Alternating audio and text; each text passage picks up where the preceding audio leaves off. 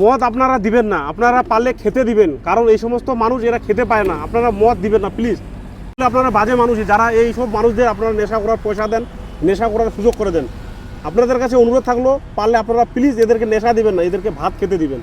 এটা আপনাদের কাছে অনুরোধ থাকলো।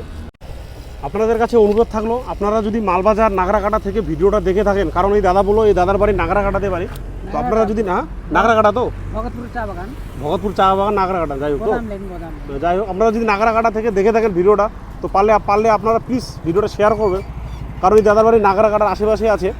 এই দাদার ভাইয়ের নাম আছে রতন নায়ক, নাম আছে, বাগানের চৌকিদারি কাজ করে। আমি আবারও বলছি, আপনারা যদি নাগরাকাটা থেকে ভিডিওটা দেখে থাকেন, তাহলে প্লিজ আপনারা ভিডিওটা শেয়ার করবেন প্রচুর পরিমাণে, যাতে এই দাদার বাড়ি পর্যন্ত খবরটা পৌঁছায় যে দাদা শিলিগুড়িতে আছে, দাদা জীবিত আছে, দাদা ভালো আছে, সুস্থ আছে। একমাত্র আপনারাই পারেন এই দাদাকে বাড়ি পর্যন্ত পৌঁছানোর ব্যবস্থা করে দিতে।